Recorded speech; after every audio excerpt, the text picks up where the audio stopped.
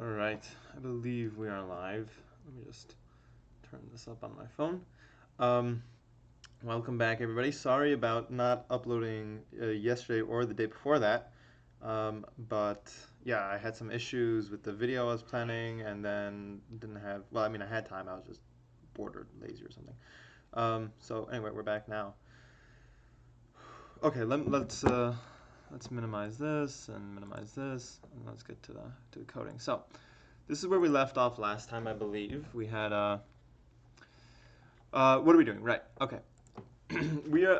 This is part 5 of the series that I'm going through the neural networks from scratch in Python book, but I'm going through it in Golang. So I'm turning all the code inside the book into Golang, which has so far been actually kind of fun. The videos have been very long and chaotic. That's mostly because I'm not like planning these videos ahead of time, and so I'm sort of just figuring things out as we go. But this past one I had to plan a little bit ahead of time, and this one, not this past, this current one and the next one had some planning ahead of time, so they should flow a little smoother. Um, the book is NNFS, Neural Networks from Scratch in Python. Link to the book is in the description if you want to pick up your own copy and follow along for this series, or you want to follow the author's YouTube series that's also linked in the description. You could also just go to nnfs.io. This is the website where you could buy the book. You could buy an ebook, or you could buy a paperback or a hardcover. Excellent, excellent book. Super cheap for what you're getting, especially the ebook. I think the ebook's a great idea because you could use it across all your devices, and it's a great reference. If you want to actually sit down and learn from it, I actually recommend buying a normal book, but I didn't do that. Great book. Not sponsored. They're not sponsoring this video, but they did give me permission to use the book, so that's nice of them. So I do recommend buying the book. Highly recommend, actually. Okay, let's talk about where we left off. So we just finished chapter 2 last time, which basically we have our inputs, which we turn into a tensor using our tensor package. And then we have our raw weights, which we also turn into a tensor using our tensor package, and then we transpose them, which in order to find out why and how we transpose things, check out the previous video. And in fact, you should probably just check out all the previous videos if you're at a loss. But anyway, what we have so far is we have a bunch of inputs, a batch of inputs is what we covered in the last video, a batch of inputs, and the weights, 3 sets of weights for 3 neurons. All we have is 1 layer so far. We're transposing the weights, and then we have biases, which are not a tensor because in order to use the biases, first we get the dot product, obviously, between the inputs and the weights. This is a normal forward pass. And then in order to get the final output, we actually have to make an add biases function, which I have in this usefulfunctions.go file. It's a pretty messy function, honestly. I'm still thinking about ways to improve it, but so far what we have is, the problem is that the output, this dot product, is coming out with a shape, and if you don't know what shapes are, again, check the previous videos, but it's coming out with a shape of a, what is it, a 3x3. Yeah, it's coming out with a shape of a 3x3, and the biases would, by default, have a shape of a 1x3, and it has to have the same shape. So all we do in the useful function, in this add biases function, is we get the shape of whatever we want to add the biases to. Then we make like this tensor thing, which basically just copies the biases to that shape so that we have the appropriate amount of biases, and then we add it, and then we make the biases into a tensor, and then we're able to do it using t.add. It's a pretty complicated thing, but I can't imagine that NumPy does it any differently than I'm doing it. Probably quite similar. So I think it works. It's not the worst. It's not the best. It's not the best. I'll be the first to admit that it's not the best, but it's not the worst. And yeah, so that's what we have. And thankfully, it's a dynamic function, so we'll be able to use this in future videos as well. It's a pretty nice little function, so I'm happy with it. Okay, that's what we had so far. Now we're going to go on to chapter 3, adding layers. So all we have here is 1 layer. As you can see, we have 1 set of weights and we have 1 set of biases. So now we're going to add more layers, or 1 more layer, really. So before we do that, let's organize things a little bit. I have this chapter 2 folder here, which had all the stuff for chapter 2. I'm going to make a new folder. I'm going to call it CHP3. And I'm going to copy everything from chapter 2 into CHP3 because so far they're the same, and we're just going to start modifying things in here. What's the error, I wonder? Add biases. That's weird. Shouldn't be undeclared. Anyway, oh, it went away. I found it. Oh no, it's still there. Okay, forget it. These errors will go away once we do some other stuff. I'm also going to get rid of the go mod and the go.sum because they are dependent on this file. Okay, what else do we have to do to set chapter 3 up? Well, in order to set chapter 3 up, we should initialize the module, and I'm going to start moving things into a more Golang package system. So I'm going to make a new file. I'm going to call this machine learning, and in here we'll put all the machine learning code. And I'm gonna and okay, so that's all we'll have so far. And later on, we're gonna make a new file. Later on in the chapter, we're gonna have to make a new file for other stuff, which we'll get to in the next video. But for now, all we're gonna do is put useful funcs into this folder, and we're gonna rename useful funcs to something else. We're just gonna rename it to the actual function, which is add biases. And I want to change this from being machine underscore learning to be machine dash learning. And okay, and instead of having package main, we're going to have it as package machine machine dash I don't know how to spell machine dash learning. Okay, and now what I'm going to do is, because Visual Studio Code is going to have some errors and stuff because of just it's kind of confused as to what's going on, because I'm opening up a file and then I have several files and each one of them is its own Go mod. So what I'm actually going to do is I'm going to open a new file. I'm gonna change how we open things. So I'm going to open folder, and we're going to go to the directory that has. You're going to go to the directory that has all your code. See chapter 1, chapter 2, and chapter 3. And then I'm going to select chapter 3. So we're just going to straight up open chapter 3, and that's going to be our project that we're working with. Okay, and now I'm going to make a new terminal. I'm going to do over here go mod init, and I'm actually going to pass in the URL that I want, which is going to be sorry, that's not how I spell github.com/Alicia Schmalo /NNFS CHP-CHP3. Okay, that's going to be the go mod. And then I'm also going to do a go mod tidy to tidy things up and get the appropriate stuff we need. Oh, sorry, not iddy, but tidy. Great. Okay, and now in the main file in the main.go, we actually have to import. So what's the problem here? Expected that, found that. Oh, it's not supposed to have a dash in it, I guess. That's interesting. So I'm going to change that to machine learning. And over here, I'm also going to change this to, I forgot what the rules for like what you could call a package is, but anyway. You know, I'm going to make it like not camel case, but caps. So capital M, capital L, machine learning. And then over here as well, it'll be machine learning. And then in the main, since it's having trouble finding this, we actually have to import that. So let's do that. We'll call it ML, and the link to it will be github.com/that. It's going to be the link to our thing, to our module / and then the name of that folder, which is machine learning. This should work. Yeah, okay, it worked. And then we have to do ml.addBiases. ml.addBiases. Excellent. Now that that's set up, let's do a go run everything. I forgot to have the YouTube thing open, so I don't know if anyone's in the chat. Yeah, no one's in the chat. That's fine. Okay, great. So this is working as it was in chapter 2, and now we can move on to chapter 3, adding layers. So let's check out what the book says. I never checked the audio, but the audio is good. Thank God. Okay. The neural network we've built is becoming more respectable. That's not true. Everything is like hard-coded in, nothing's in classes yet, but that's going to be later on.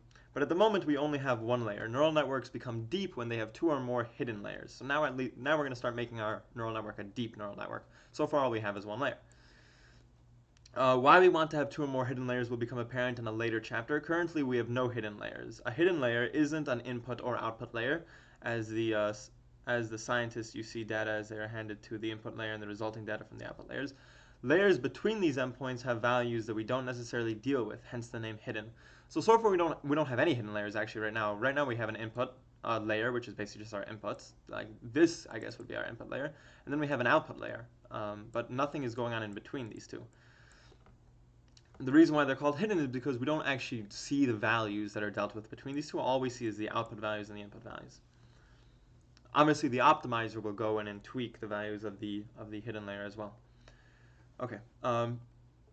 Don't let this name convince you that you cannot access these values, though. You could access the values, you just don't usually. You will often use them to diagnose issues or improve your neural network. Exactly. When you're training, you're looking at these layers and tweaking it. To explore this concept, let's add another layer to this neural network. And for now, let's assume that these layers that we're going to have will be the hidden layers, and we'll just have not coded our output layer yet. So we're going to pretend that this one is one hidden layer, and we just have an output layer that we haven't coded yet, but this is a hidden layer. So actually, to structure this, I'm going to put the biases over here, so that this is all one layer. Here. Layer 1. Let's do some comments. Here, these are inputs, just to structure our code a little bit. And here we have a forward pass. So this is layer 1, forward. Okay, very good. Before we add another layer, let's think about what will be coming. In the case of the first layer, we can see that we have an input with 4 features. So this is the input, and you see we have a batch of inputs, each one of them with 4 values. These are the 4 values. And then we have, okay, sample feature sets get fed through the input, which does not change in any way to our first hidden layer, which we can see has 3 sets of weights with 4 values each. So we have 3 sets of weights for 3 neurons in our weights. This is the first weight. This is the first set of weights. This is the second set of weights, and this is the third set of weights. This first set of weights are these lines coming into this neuron over here. And as you can see, there are 4 of them because there are 4 inputs that are coming in. Each one of them has to have its own line to this neuron. And then this is basically the second neuron, which is represented in this circle here. And it has 4 things, just like the first one, 4 weights, just like the first one. And that's these lines coming into it. And there are also 4, and so on and so forth. Each of those 3 unique weight sets is associated with its distinct neuron. As I just said, each of these weight sets is associated with a specific neuron. Thus, since we have 3 weight sets, we have 3 neurons in the first hidden layer. So there are 3 sets of weights. That means 3 neurons. Each neuron has a unique set of weights for which we have 4. There are 4 values in each set of weights because there are 4 neurons that are being connected. There are 4 input layers that are being connected, which is why our initial weights have a shape of 3, 4. So initially, your weights have a shape of 1, 2, 3, 1, 2, 3, 4. But that's before we transpose them. Once we transpose them, so that we're able to do the dot product, they'll have a different shape, obviously. Again, check out the previous videos for a refresher. Now we wish to add another layer. To do that, we must make sure that the expected input to that layer matches the previous layer's output. So basically, this layer has 3 neurons. Why does it have 4 why does it have 4 weights in each set of weights? Well, because the inputs are coming in with 1 value, 2 value, 3 value, 4 values. So we need 4 weights. Similarly, for the next layer, this output is going to be as 3. This output is going to output 3 digits, 3 numbers. Why? Because there are 3 neurons. So the output will be 3. And you can see that it's 3 because this one's going to output 1 thing, 1 value. This one's going to output 1 value. And this one's going to output 1 value. So the next layer that we have will have to be of shape 3 because it's expecting 3 things in. No, 3 is the amount of neurons in the shape. It's going to have to be of shape n, 3. The next layer will have to have however many neurons you want, but each neuron is going to have 3 weights because it's expecting a value from each one of these neurons. Okay, so to create this new layer, we're going to copy and paste our weights and biases to weights 2 and biases 2, and change their values to new made up sets. Here's an example. So here he has weights, inputs, weights, biases. This is his code, obviously. Our code is a little bit more intense because it's Golang. And then he's going to have weights 2 and biases 2. So let's do that right now. Let's copy all of this because we're just going to make a new layer. And this will be layer 2. And obviously there's a lot of red because we're repeating a lot of stuff. So layer 2. And this will be raw weights 1, weights 1. And then this is going to take in raw weights 1, obviously. And then weights 1.t. And then biases 1. And then... yeah, and biases 1 will have an error because we're not using it yet. Great. Now we'll call outputs layer 1 outputs. So let's move this up here, the forward pass. This will be forward pass 1. This is the first forward pass. And this is coming from layer 1. Excellent. Let's change this to a 1. Layer 1, layer 2, forward pass 1. Okay, this is going to be DP, and this is going to be output 1. This is going to be the output from the first layer. And then we have forward pass 2 over here. And this, well, we'll see. And also, we're going to have to make some tweaks to weights 2. Yeah, so weights 2, he's already tweaked without even telling me. Weights 2 has to have, not has to have 3, but it's going to have 3 weights, apparently. And it's going to have 3 neurons. And each neuron is going to have 3 weights. Why is it having 3 weights? Again, because from this layer, this output is going to be of shape 3. It's going to have 3 values coming out of it. So we need to have 3 weights in each set of weights in each neuron to accommodate for that. To visualize it, let's see. Let me see if I could visualize this a little bit better. Paint. Let's open this up. Okay. Here are our inputs. I think we're passing in 4 values. Yeah, 1, 2, 3, 4, and then we have our first layer, which is no. You need to be black. Great. And then we have our first layer, which has 3 neurons. 2, 3. Okay, and basically, quite simply, each one of these is connected with a weight to each input. So there are 3 neurons, and I messed that up. Yeah, okay. And each one of them is connected to each input, and it looks kind of crazy, doesn't it? That's just sort of how it goes. Oh my gosh. I don't think I messed this up even. It just looks crazy. Wow, that's a mess. So you see how there are 3 neurons here, and each one of them is connected to this value because it's receiving this value along its weight.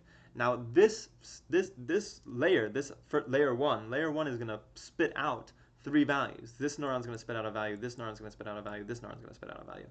So our next set of neurons could really be, they really could be any amount. Like you could have any amount of neurons for the next layer. You could have like, yeah, you could really just have a crazy amount. Here, marker, size, 5. You could have like a ton, and then here's another one.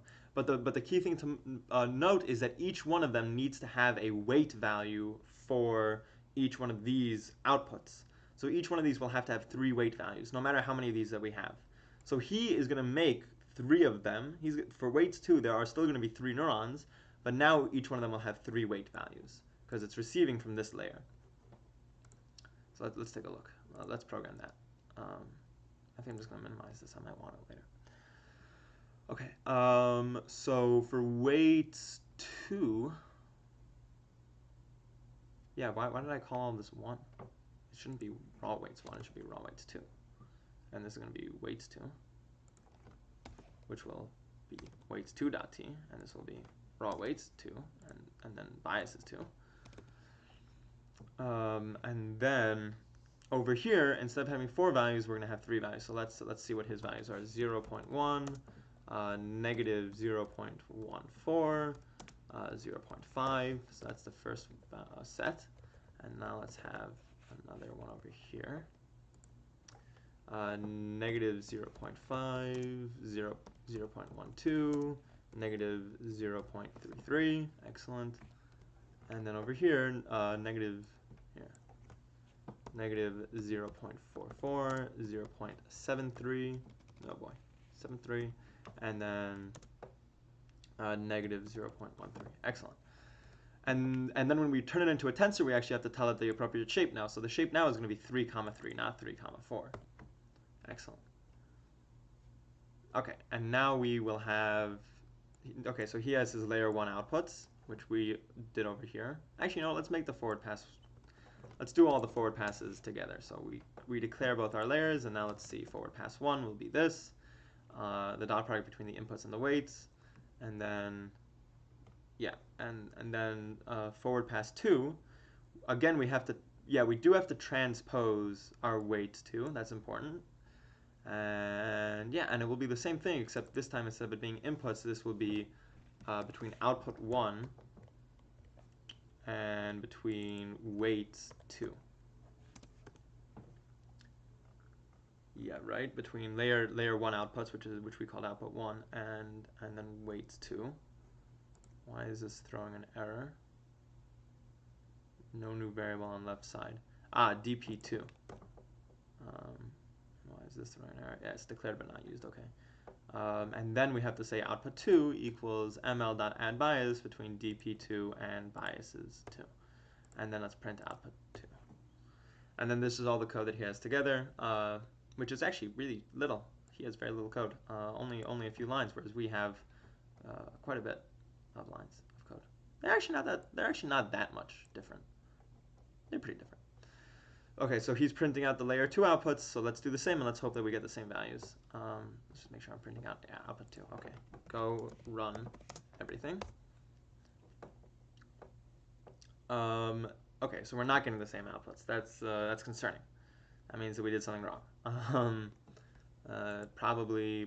Yeah, I never changed biases 2's values. Biases 2 values need to change. So here, -1, 0.0, I'll just say. And then over here, 2, and then over here, -0.5. Okay, great. So now biases 2 is changed. Let's run it again. And perfect. We are getting the right values, I believe. Yes, these are the right values. So there you go. So it's as simple as that to add another layer. You literally just copy and paste and then rename the variables appropriately. Forward pass 1, forward pass 2. That's all we're doing today. This is at this point what our neural network looks like. It has the input, hidden layer 1, hidden layer 2, and it's supposed to have an output layer, which we haven't coded yet. And this is what it looks like. In the next video, we're going to actually take a look at getting some real data, which is going to look like this. And that's going to be a bit of a mess. I'll be honest with you, it's going to take a long time to do that, so that's going to be fun. Hello, SolarCat93. You come from Winter, I believe, right? Yeah, I believe you come from Winter Gaming.